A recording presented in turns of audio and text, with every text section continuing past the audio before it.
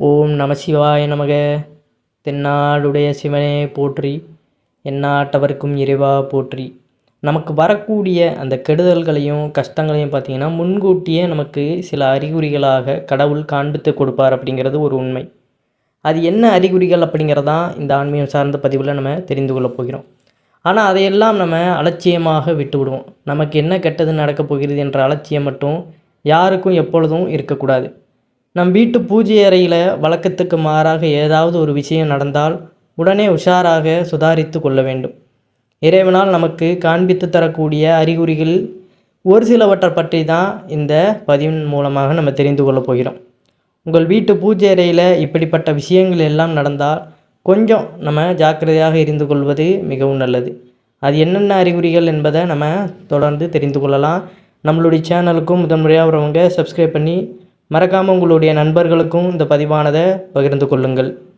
நன்றாக சுத்தம் செய்து மஞ்சள் குங்குமம் பொட்டு வைத்து நல்லெண்ணெய் ஊற்றி திரி போட்டு விளக்கேற்றி வைக்கக்கூடிய இந்த காமாட்சி அம்மன் விளக்கு நம்ம ஏற்றி வைத்த மறுநாளே பார்த்திங்கன்னா களை இழந்து காணப்படும்.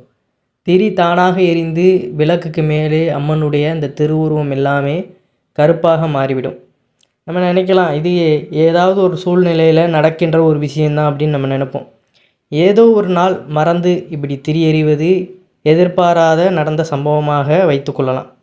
ஆனால் அடிக்கடி இந்த ஒரு விஷயம் பார்த்திங்கன்னா நம்ம வீட்டில் நடந்து கொண்டு இருப்பது ஏதோ நமக்கு ஒரு கெட்ட சகுனம், அதாவது நம்ம வீட்டில் ஏதோ எதிர்வினைகள் அதிகமாக இருக்கிறது அப்படிங்கிறத இது உணர்த்தும் வகையில் இருக்கும். அதற்கு காரணம் நம்மளாக கூட இருப்போம்.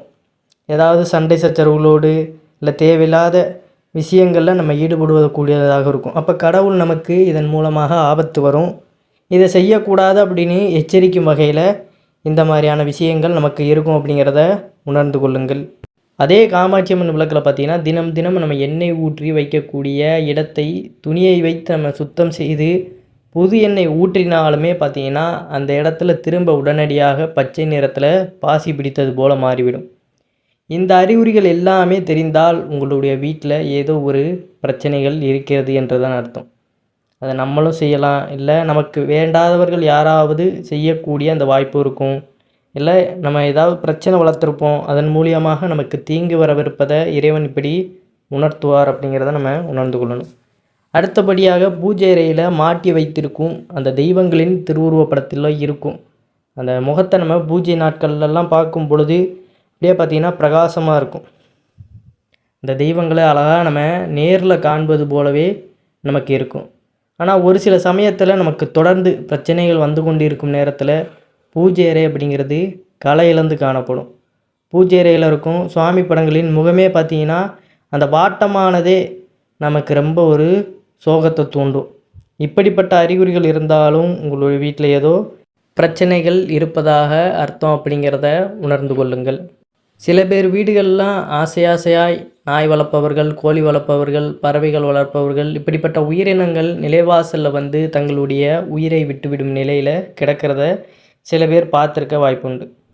இப்படி நிலைவாசலுக்கு நேராக நாம் ஆசையாக வளர்த்த இந்த வாயில்லா ஜீவன்கள் உயிர் விட்டாலும் உங்களுடைய குடும்பத்திற்கு ஏதோ ஒரு கஷ்டம் வரப்போகிறது என்று தான் அர்த்தம். கனவில் நாய் துரத்தி வந்தால், உங்களை கடிப்பது போல இருந்தால் நிச்சயமாக உங்களுடைய ஜாதகத்தை நல்ல ஜோதிடரிடம் கொண்டு போய் காண்பித்து பரிகாரம் செய்து கொள்ளுங்கள். அதுவும் கெட்ட சகுனத்தை தான் குறிப்பதாக சொல்லப்பட்டுள்ளது. சில பேர் வீடுகளில் பூஜை அறையை பார்த்திங்கன்னா சுத்தம் செய்து பூஜை புனஸ்காரங்கள் செய்யவே முடியாது. ஏதோ ஒரு காரணத்தால் ஏதோ ஒரு தடை வந்து கொண்டே இருக்கும். அப்படி இருக்கும் சூழ்நிலை வந்தாலும் உங்களுடைய குடும்பம் ஏதோ ஒரு பிரச்சனையில் சிக்கியிருக்கிறது என்று தான் அர்த்தமாக கருதப்படுகிறது. இந்த மாதிரி பிரச்சனைகள்லாம் சொல்கிறீங்க, இது எதனால் வருது அப்படின்னு கேட்டிங்கன்னா நமக்கு வீட்டில் எதிர்பாராத அந்த விழக்கூடிய கண்திருஷ்டிகள், அது கண்திருஷ்டிகள் நமக்கு ஏற்படுவதன் காரணமாகவும் செய்வினை, இந்த மாதிரி கெட்ட சக்திகளை நம் மீது ஏவல் விடுவது, பில்லி சூனியம், மாந்திரிக தாந்திரிகம், இதெல்லாம் நமக்கு யார் செய்வா?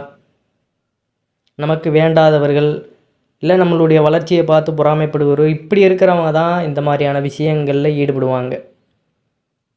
இதுதான் பார்த்திங்கன்னா நம்மளுடைய குடும்பத்திற்கு கஷ்டத்தை கொடுக்க போகிறது என்ற சூழ்நிலை வந்தாலும் மேல் சொன்ன விஷயங்கள் எல்லாமே வீட்டில் நடப்பதற்கான வாய்ப்புகள் தான். அதாவது மேலே சொன்ன இந்த விஷயங்கள் எல்லாமே நடக்குதுன்னா இந்த மாதிரி கண் திருஷ்டியோ ஏதோ ஒரு விதமான எதிர்வினையைத்தான் நமக்கு தூண்டி விட்டுருக்காங்க அப்படிங்கிறத தெரிந்து கொள்ளுங்கள். பிரச்சனைகள் தெரிந்து கொள்ள அதை சரி செய்ய நீங்கள் நம்பகமான ஜோதிடர்கள், நம்பகமான மாந்திரிகக்காரர்கள், தாந்திரீகம் செய்பவர்களை தான் நாட வேண்டும். குறிப்பாக இப்படிப்பட்ட பிரச்சனைகள் எல்லாம் உங்கள் குடும்பத்திற்கு வந்துவிட்டால் உங்கள் ஜாதகத்தை கொண்டு போய் ஜோதிடரிடம் கட்டாயம் காண்பிப்பது மிகவும் நல்லது. ஜோதிட சாஸ்திரத்தை சில பேர் பார்த்தீங்கன்னா நம்ப மாட்டாங்க. அதாவது இந்த ஜோசியக்காரங்க எல்லாமே ஒரு விதமான பொருளியத்தான் நமக்கு கிளப்பி தேவையில்லாத மன உளைச்சலை தான் உண்டு பண்ணுவாங்க அப்படின்னு சொல்லுவாங்க. ஜோதிடம் என்பது பார்த்தீங்கன்னா உண்மைதான். ஆனால் அதை வைத்து சில பேர் தேவையில்லாத விஷயங்களில் ஈடுபடுவாங்க. அதனால் உங்களுக்கு தெரிந்த நம்பகமான சிறு வயதிலிருந்தே உங்களுடைய அம்மா பாட்டிமார்களுக்கெல்லாம் ஒரு கணிப்பு கணித்து சொல்கின்ற ஒரு ஜோதிடக்காரர்கள் இருக்கத்தான் செய்வார்கள். அவர்களை அணுகி அதற்கான விஷயங்களை நம்ம தீர்த்து கொள்ளலாம். ஆனால் ஜோதிடம் இல்லை அப்படின்னு நம்மளால் கூற முடியாது. அது உண்மையிலே இருக்குது. ஆனால் அதை சரியாக கூறுகின்ற அந்த நபர்களை நம்ம தேடி கண்டுபிடிப்பது தான் மிகவும் ஒரு அரிதான விஷயமாக இருக்கும். உங்களுக்கு தெரிந்த இல்லை யாராவது போயிட்டு வந்து நல்ல பலனை இந்த மாதிரி அனுபவிச்சிருப்பாங்க. அவங்களிடம் விசாரித்து போய் நீங்களுமே இதற்குண்டான சொல்யூஷனை கேட்டு அதற்கு என்ன பரிகாரமோ அதை செய்து நீங்கள் சரிப்படுத்தி கொள்வது மிகவும் நல்லது. ஏன்னா நமக்கு கெட்டது நடந்துக்கிட்டே இருக்கும். ஒரு நல்ல ஒரு விடிவு காலம் பிறக்கணுன்னா இந்த மாதிரி ஏதாவது ஒரு பரிகாரங்கள் செய்து ஏதோ ஒரு கோயிலுக்கு சென்று இவ்வாறு நம்ம நேர்த்தி கடனோ ஏதோ செய்துவிட்டு வரும் பொழுது தான் நமக்கு ஒரு மன திருப்தியும் ஏற்படும். நம்ம வீட்டில் அதற்கப்புறம் அந்த எதிர்வினைகளும் இல்லாமல் போகும் அப்படிங்கிறது. ஏன்னா அங்கே உள்ள அந்த கோவிலில் அந்த பரிகாரத்தை செய்து அதனுடைய ஆற்றலை கொண்டு வந்து நம்ம வீட்டில் வைக்கும் பொழுது நம்ம வீட்டில் உள்ள அந்த எதிர்வினைகள் எல்லாமே அங்கேருந்து விரண்டு ஓடிவிடும் அப்படிங்கிறது தான். அதனால தான் இதை சொல்வது. அதனால் நம்பகமான உங்களுக்கு தெரிந்தவர்களிடம் சென்று இதை பார்ப்பது நல்லது. சில பேருடைய அந்த தசா புத்தி பிறப்பிலேயே அந்த கிரகங்களுடைய அமைப்பானது சரியாக இருந்தால் எந்த ஒரு ஏவலும் பில்லி சூனியமும் அவர்கள் ஒன்று செய்யாது. ஒரு வேளை அந்த தசா புத்தி சரியாக இல்லை, கூடவே மேல் சொன்ன அபசகுணங்கள் உங்கள் வீட்டில் நடக்கிறது என்றால் கொஞ்சம் உஷாராக இருப்பது தான் மிகவும் நல்லது. பதிவை கேட்கும்போது பார்த்திங்கன்னா நிறைய பேருக்கு சில விதமான குழப்பங்கள், பயம் வர வேண்டாம். எல்லோருக்கும் கெட்டது நடந்துவிடும் என்று சொல்ல முடியாது. குடும்பத்தில் தீராத கஷ்டங்கள், குழப்பங்கள் வரும் சமயத்தில் மேல் சொன்ன அறிகுறிகள் உங்கள் வீட்டில் நடக்கும்போது நீங்கள் ஜாக்கிரதையாக இருந்து உங்களுடைய குடும்பத்திற்கு பெரிய கஷ்டங்களாக வராமல் தவிர்த்து விட வேண்டும் அப்படிங்கிறதான் நம்ம கூறுவது. இப்போ பார்த்தீங்கன்னா நமக்கு சின்னதாக ஒரு காய்ச்சலோ இல்லை ஏதோ ஒரு பிரச்சனை ஏற்படுது. சில பேருக்கு பார்த்தீங்கன்னா அது சாதாரணமாக இருக்கும், சில பேருக்கு அது தெரியாது. அது பெரிய நோய்க்கான அறிகுறின்னு நமக்கு முன்னாடியே தெரியாது. நம்மளும் ஏனோ தானோன்னு பார்த்துட்டு வந்துடுவோம். அதுக்கப்புறம் அது ஒரு 2-3 நாளில் சில பேருக்கு குணமாகும், சில பேருக்கு அது 1 வாரம் நீடிக்கும்.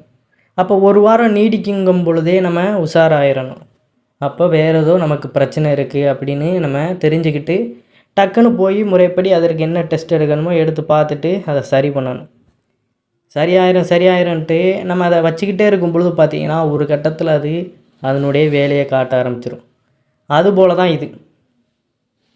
அப்போ இந்த விரைவில் சரியாகுவது சில பேருக்கு அது எல்லாமே சரியாக இருக்கும், சில பேருக்கு அது நமக்கு ஒரு மாதிரி தவறாக போகும் அந்த கிரகங்களுடைய அமைப்பு. அதனால் கூட இது இருக்கலாம். அதனால் அதற்குண்டான வழியை நம்ம தேடி கண்டுபிடித்து அதை அந்த பரிகாரம் எதையும் செய்து நம்ம பார்த்து கொள்வதான் நமக்கு நன்மை அளிக்கும். ஒவ்வொருவரும் அந்த பிறக்கும் பொழுதே பார்த்தீங்கன்னா அந்த கிரகமும் தனது தசா காலங்களில் ஜாதகரின் பிறப்பு ஜாதகத்தில் அமையப்பெற்ற அந்த இடம் மற்றும் வலுவை பொறுத்து அதன் மூலம் நல்ல பலன் அல்லது கெடுபலனோ அதிலும் வலுவான பலனோ அல்லது மிதமான மோசமான பலன் அப்படிங்கிற மாதிரி இருக்கும். சில குழந்தைகள்லாம் பார்த்திங்கன்னா பிறந்த உடனே அந்த குடும்பத்தில் அவ்வளவு அந்த லக்கி ஏற்பட்டு அவங்களுக்கு அந்த நேர்மறையான பாசிட்டிவ் எனர்ஜி எல்லாம் கிடச்சி டக்குன்னு முன்னேறி போவாங்க. சில வீட்டில் சில பேருக்கு அது மாதிரி ரொம்ப ஒரு ஸ்லோவாகும், சில பேருக்கு துன்பம் வரும். இப்படி எல்லாமே ஒவ்வொருடைய அந்த பிறப்பின் ஜாதகத்தை பொறுத்து தான் அமைகிறது அப்படிங்கணும் ஒரு கூற்று உண்டு. சில பேருக்கு பார்த்திங்கன்னா இந்த விஷயங்கள் நடக்கும், சில பேருக்கு இந்த விஷயங்கள் நடக்காது. நடக்கிறவங்களுக்கு நம்பிக்கையோடு அதை என்ன செய்யணும்னு கேட்டு தெரிஞ்சு செய்வாங்க. நடக்காதவங்க என்ன செய்வாங்கன்னா இது பூராமே ஒரு வித பொருளைத்தான் கலப்புறாங்க, மூட நம்பிக்கை அப்படின்ட்டு போயிடுவாங்க. அது அவங்களுக்கும் நடக்கும் பொழுது தான் புரிய வரும், அப்போ இதில் ஏதோ ஒரு விஷயம் இருக்குது அப்படின்னு. ஒரு குழந்தை பிறக்கிறது என்றால் அவர் பிறந்த நட்சத்திர அதிபதி தான் முதலில் தசையாக வருகிறார். எந்த ஒரு தசையும் முதலில் தனது சுய புத்தி கொண்டு தான் ஆரம்பிக்கும். அதாவது ஒருவர் சூரிய திசையில் பிறந்திருக்கிறார் என்றால் அதில் சூரிய புத்தி முதலில் தொடங்கும், அதாவது தனது புத்தி. அதன் பின்னர் கிரகங்களின் வரிசைப்படி சூரியன் புத்தி, சந்திரன் புத்தி, செவ்வாய், ராகு, குரு, சனி, புதன், இப்படி புத்தி, கேது, சுக்கிரன் இப்படின்னு தொடரும். ஒவ்வொரு கிரகங்களுக்கு ஏற்ப ஒவ்வொரு அமைப்பு நமக்கு ஏற்படும். அந்த அளவுக்கு நம்மளுடைய வாழ்க்கையில் ஏற்றம் இறக்கம் இது எல்லாமே ஜாதக ரீதியாக நமக்கு ஏற்படும் அப்படின்னு சொல்லப்படுவது. எதையும் போட்டு நீங்கள் ரொம்ப குழம்பிக்கிட வேண்டாம். மேற் சொன்ன அந்த அறிகுறிகளில் ஏதாவது உங்களுக்கு தவறுதலாக நடக்கு, வீட்டில் இந்த மாதிரியான எதிர்வினைகளை நீங்கள் சந்திக்க நேரிடுது அப்படிங்கிற பட்சத்தில் நீங்கள் அதற்கான ஜோதிடரை அணுகி இதற்கு என்ன பரிகாரம் அப்படின்னு செய்து பாருங்கள். கட்டாயம் உங்களுக்கு அதிலிருந்து ஒரு விமோச்சனம் கிடைக்கும் அப்படிங்கிறதான் நிதர்சனமான உண்மை. இந்த மாதிரி உங்களுக்கு ஏதாவது அறிகுறிகள் இருந்தாலும் கீழே அதை கமெண்ட் பண்ணுங்கள். உங்கள் வீட்டில் இந்த மாதிரி நான் அறிகுறியை பார்த்துருக்கேன் அப்படின்னு கீழே கமெண்ட் பண்ணுங்கள். அனைவரும் என்றும் இறையருள் பெற்று நலமுடன் வாழ வேண்டும். நன்றி, வணக்கம். ஓம் நம சிவாய நமக.